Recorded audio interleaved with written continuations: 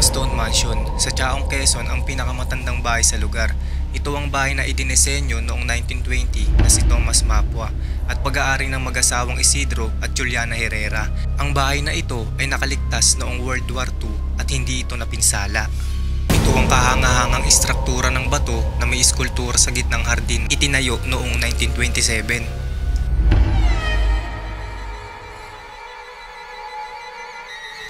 Ang mga kamakailang tagapag-alaga ay patuloy na nagkukwento tungkol sa isang matandang babae na nakasuot ng tradisyonal na kasuotan. Ang kanyang buhok ay puti na nakalugay sa kanyang balikat. Ito daw ay nagtatagal sa paligid ng mga silid na may pagkahilig sa pakikipag-usap sa kanilang maliit na bata na dinadala sa mga kikik at mga tawanan. Ang creepy. Creepy dito man.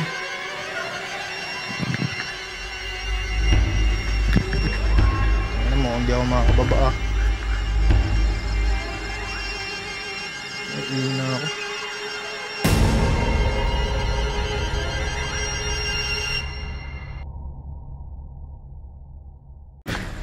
So yun guys, andito na tayo sa loob. Tapos kung makikita, buo pa dito yung couch, yung upuan. Yung upuan nga dito sa sala ay halos wala pang ang dumi o mga alikabok. Solid pa yung kahoy na ito. Kung mapapansin nyo nga, sa sobrang tanda na rin ng kahoy na ito, mapapansin yung marami ng gasgas at bakas ng pagkaluma. Solid yung kahoy guys. Tapos meron siya ditong bakal yata ito. Kakita pa nga ako dito ng vintage Artumen na pang decoration sa loob ng bahay dito sa sala. Tapos ito, yung painting. Pangas ng painting na guys. Yung painting dito sa loob ng mansyon, kung mapapansin nyo ay naalagaan pa din na maayos dahil sa wala itong alikabok. Sino kaya may gawa nito? Bulaklak, red rose. Tapos dito naman guys, okay pa yung dito yung dining area nila, no? Kung saan sila kumakain. Yung dining area nila dito, halos yung pintura ay nawala na at ang pagkaluma na neto ang nangingibabaw. Tapos yung kahoy niya, solid pa. And then, itong buwan, solid din. Buo pa nga ang mga upuan nila dito at wala pang mga kutkot kahit na may mga pusang nakakapasok sa loob ng mansyon. Medyo SS pa yung mga upuan nila dito. So guys, nabuo tong bahay na to, 1920 pa. So almost ano na rin siya guys, 100 years. Tapos ito, yung lagayan siguro nila to ng mga gamit.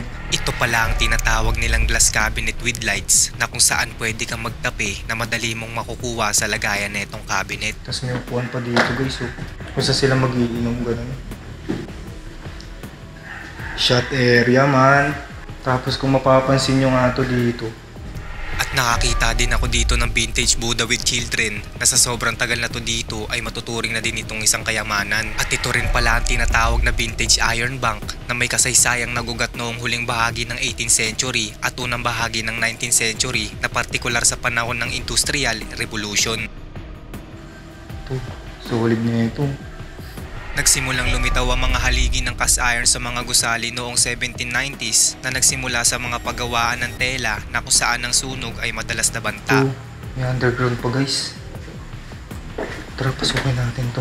At agad na nga akong bumaba dito sa underground library at para makita din kung ano pa ang meron dito sa babang bahagi ng mansyon. Open siya guys. Ay, tagus lang. Kagi, nakakaligaw dito. Ito yung library.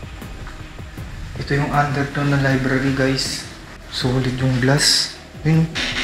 Nakita ko nga dito ang portable sink na kung saan pwede kang magkape habang nag-aaral o nagbabasa ng libro sa loob na itong underground So yung library. mga ano dito, yung mga upuan, ayos na ayos pa rin. Itong upuan na ito medyo maayos pa at wala ding mga kutkot kahit na merong mga pusang pag-alagala dito sa loob ng mansyon.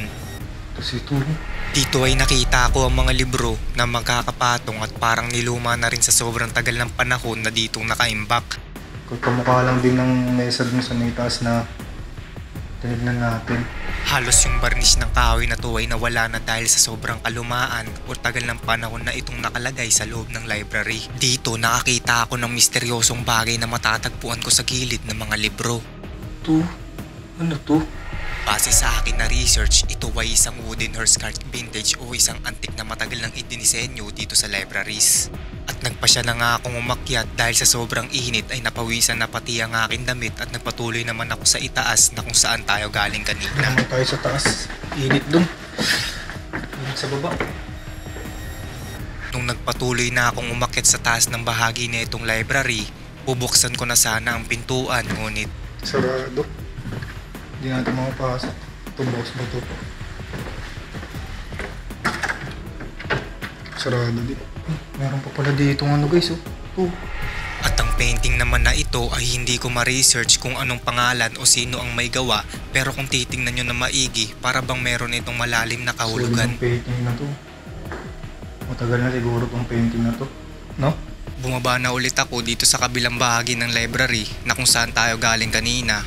Hindi ko pa alam kung ano matatagpuan ko dito. Sa ilalim at pagbukas ko ng pintuan, ito ang tumambad sa akin. Samut-saring kagamitan na nakita ko dito sa ibabang bahagi ng bahay. At sobrang basa rin ng sahig dito dahil din sa tubong nakalagay sa kisame. At kung makikita nyo sa dulo dun sa pader, may makikita kayong switch ng kuryente. May tubo. Dito pa rin tayo sa baba guys. At dito sa dulo, susubukan ko sana makapasok ngunit nakakandado ang pintuan.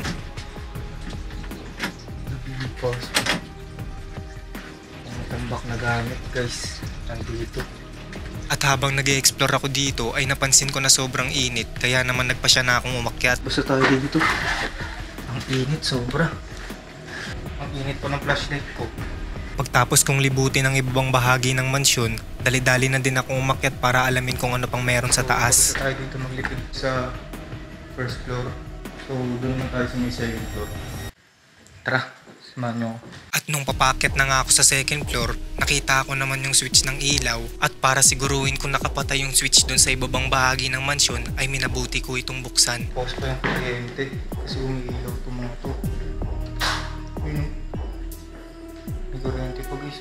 Dito sa unang pintuan na pinasukan ko ay bigla ko namang nakita ang isang higaan na kung pagmamasdan na maigi ay parang hindi masyadong nagamit dahil meron pa itong plastic na cover. Parang pala siya dito higaan guys.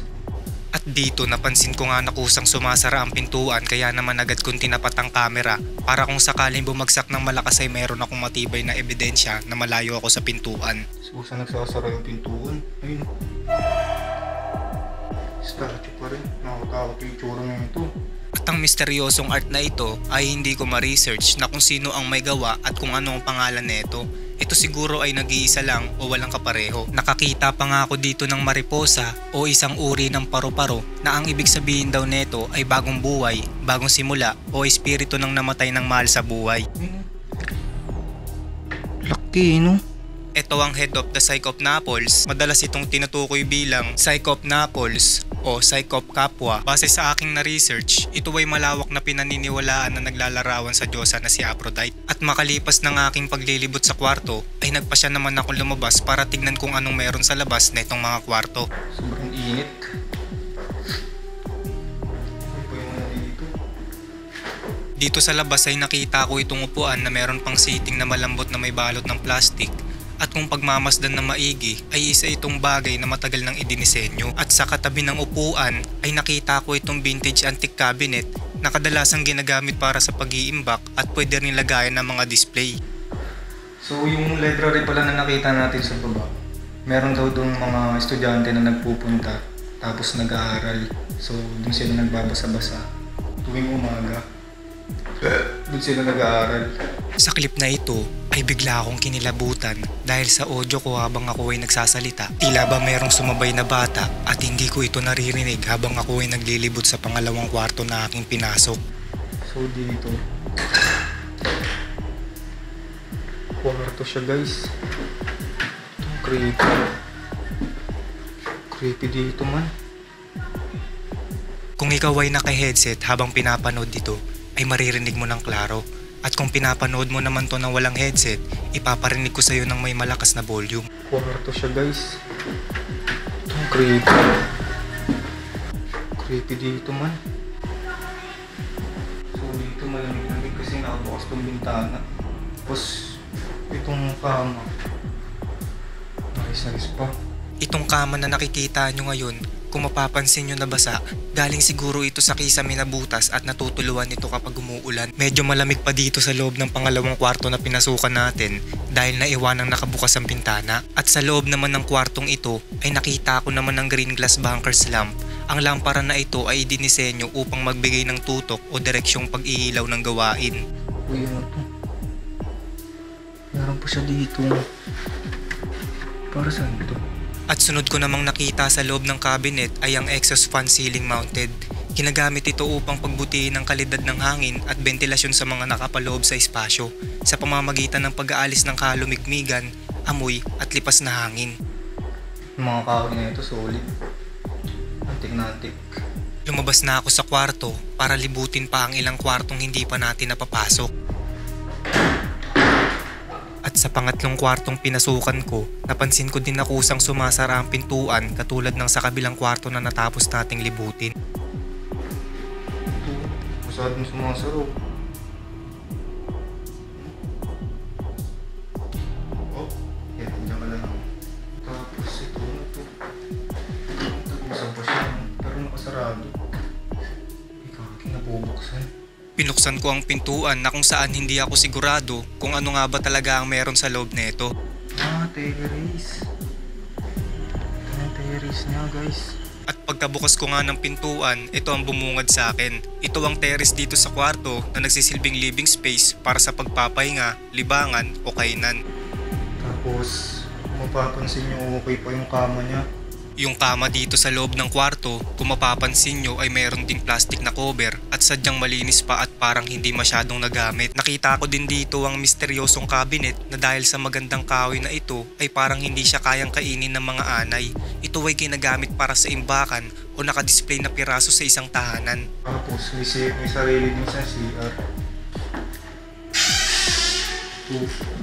Yung nagsisilbing pader ng CR nila dito ay tiles at sa loob nito ay sobrang lamig at hindi kulob ng dahil sa meron nitong butas para makasingaw ang amoy. Ginagamit ito para sa palikuran, paghuhugas ng kamay at iba pang gawaing pansariling kalinisan. So, may ilaw din siya. May ilaw din siya, guys. Library rin pala siya, guys. Ito ang aklatan ng bahay, nakilala rin bilang isang silid aklatan sa bahay o silid ng pagbabasa. Isang puwang na idinisenyo upang tahanan at tangkilikin ng isang koleksyon ng mga libro na nag-aalok ng isang nakatuong lugar para sa pagbabasa, pag-aaral o simpleng pagre-relax. Yung kahoy, nakasolid din. Uy, nilagayan ko ng ano. Guys, oh. Nilagayan po. Ang mahaba naman na ito. Yung mesa na ito ay ginagamit para magbigay ng puwang para sa pag-aaral, pagtatrabaho o kasali sa iba pang nakatuong aktibidad. Ito, ikot-ikotin mo ito.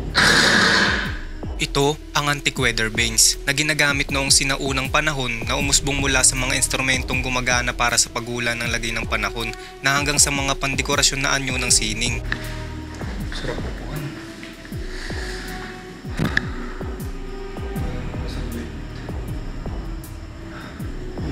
Guys. Okay ito. Anong itsurang aso? Kaya kabayo? Kasi ito. Ano mga to? Ano? Itong nasa kaliwa ay vintage pump oil. Napaka-cool na vintage metal na modelong isang oil rig pump jack na gumagalaw pataas hanggang pababa habang pinapatugtog ng music box ang Happy Days Are Here Again. Yun, tara. Pati naman natin yun, yung third floor. Tingnan natin kung ano meron doon. At papakit na nga ako sa third floor na pinapagitnaan ng kwarto dito sa second floor. Nagpatuloy ako kahit na nakakaramdam na ako ng kakaiba. Dito sa part na to, creepy na.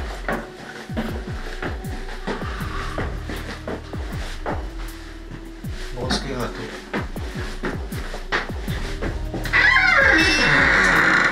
Kwarto din. Kwarto din siya, guys. Mas magkakamukha lang din. Kaso dito maliit. Halos yung kama dito sa third floor ay nakabalot din ng plastic cover at hindi rin siguro ito nagamit ng matagal na panahon. Tapos yun, guys. Buka na tayo. Creepy. Ihi pa ako. Ang init pa. Namalamig. At dito ay nagpa siya naman akong umakyat sa spiral para tignan kung ano nga ba talaga ang meron sa itaas at ito ang nakita ko. So ito rooftop na. Rooftop na siya guys. Sulit yung ano dito. Ito ang plumber na ginagamit para sa pagpapanatili ng supply ng tubig, drainage at mga sistema ng pagtatapon ng basura sa mga gusali. Tapos ito. Okay pa. Yung upuan. Sobrang komportable ng upuan dito sa rooftop nang dahil sa malambot na upuan at sandalan nito. Tapos yung mesa niya, glass lang din. Ano ko siya hanggang dito guys.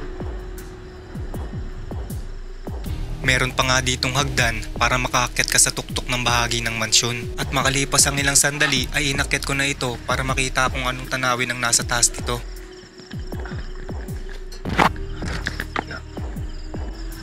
So, tanaw na tanaw mo dito yung buong kabahayan. Kasi nga rooftop na nga ito. Nandito na tayo sa pinakatuktok. At pagkatalon ko nga dito, mga ilang sandali lang din ay merong pangyayaring hindi inaasahan. Tingnan lang natin to. May bumagsak na kung anong bagay sa loob ng pinasukan natin kanina at hindi ko sigurado kung ano nga ba yung bagay na nalaglag doon.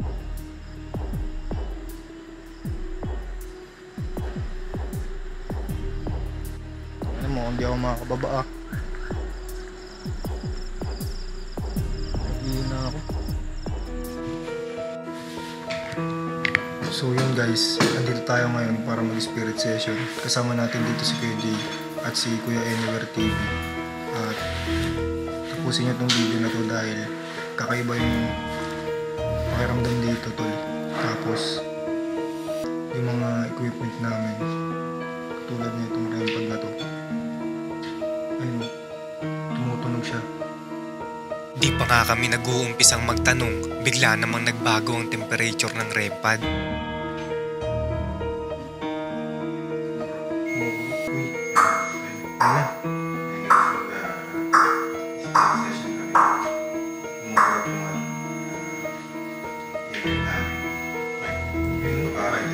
Nagulat ako noon dahil kasabay ng pagbabago ng temperature ng REM-pad ay may biglang Sa akin talagang biglang pumalo.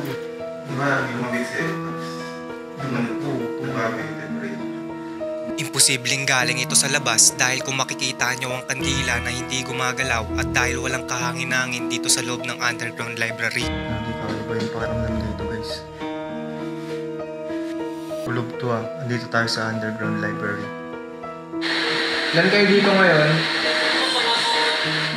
At nung naghihintay kami ng response sa mga tanong namin, bigla namang pumalo ng malakas yung EMF namin. Ang lakas. Ang lakas.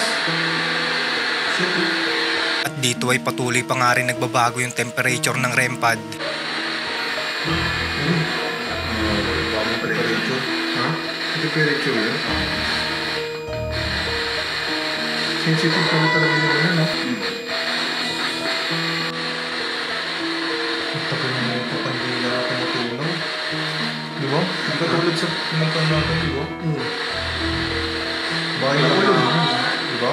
Sa bahay na kulog. Doon nga mabilis eh. Sa walang hangin, di ka mo. Straight lang ako yun. Hindi na pa yan, tingnan mo wala nga tulog kong isa. Pagkatapos nga magtanong ni Kuya Jay, ay bigla naman siya nag-response sa EMF namin. Isa ka bang babae o isa kang lalaki?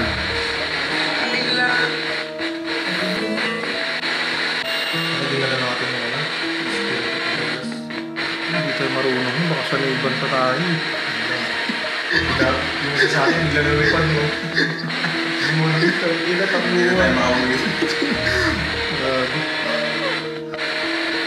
Hindi ba may Google Translate ako? Di ba ka po yun? Bukan natin? Yung buwan nila, tapos Google Translate. At nung nagtanong na ako gamit ang lingwahe ng mga Hapon, ay ito naman ang nangyari. Anatawa ko ni Masuka? Anatawa ko ni Masuka? Oh, kago, pag-blink. Nung nalaman na namin na nagre-response ito kapag ginagamit ang lengguwahe nila, sinamantala na namin ito upang makakuha kami ng matibay na ebidensya. Hapon ka pala. Ano kasama mo? Naman, tinanong ko, pwede ka bang lumapit sa amin? Oh? Pwede ka bang lumapit? Ay, magkakago.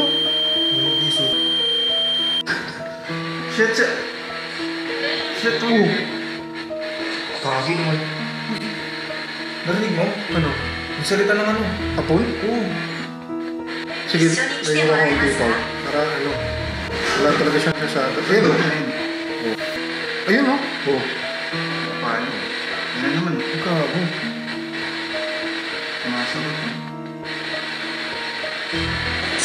Pinindot ko pa lang ang voiceover ng Google Translate, biglaan naman itong nangyari. Sige na. Signal. どこにいるの Oh. Puntang alam kung ano yung ano.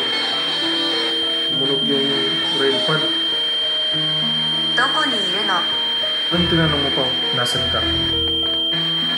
Nung nagtanong ako dito kung pwede ba siya mag-response sa device na aming nilapag, biglaan naman itong sumagot sa spirit box namin ng pabulong.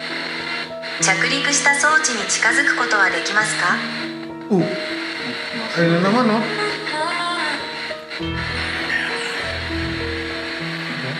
Masagot to. Nagtanong ka ng bago. Nag-respond siya. Sinabi ko dito, pwede mo bang lapitan yung mga device namin? Ayun oh. Oh. 私たちの EMF を点灯しているのはあなたですか Oh. Diba? Kasi kung kuryente yan, dapat ano yun, stable lang yung ano. Oo. Diba? Kasi yan mag-flip. Hindi na nag-flip ang yun. Tsaka kanina, nakapture natin. Ayun oh, ayun oh. Lakas oh. Ayun yun. Hindi natin nakakapture pero makita yan din sa camera natin. Anong gusto mong sabihin sa amin? Meron ba kaming may tutulong sa'yo? 私たちのデバイスを点灯させたのはあなたですか Ikaw ba yung nagpapalit ng device namin? Pwede mo bang paabutin hanggang kulay pula yung EMF? May kaya mo yan.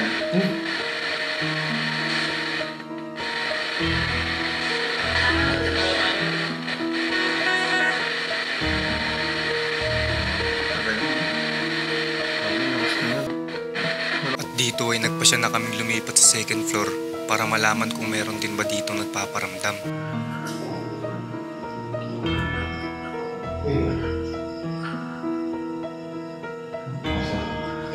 Nung pagsabi kong hello, bigla naman akong nakarinig ng tinig habang ini-edit ko to. Hello?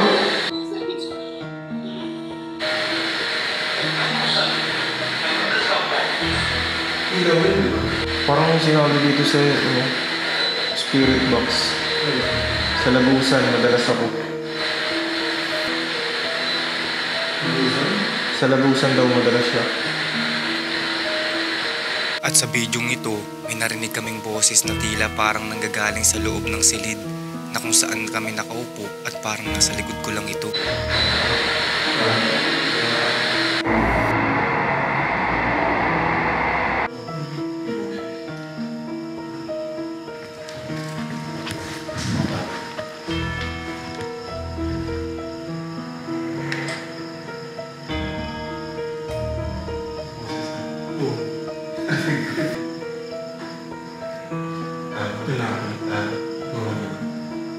Dalawang beses eh. Walang tao. Ha? Walang tao. Yeah. Ano ba? Oo. Walang tao. Kasi kung ganun kalakas yung boses, tas manggagaling sa baba, hindi ganun yun. Di ba? Ano yung boses? Pili ko doon eh. Hindi dito. Ha? Ayun na ako dito. Dito talaga. Ah?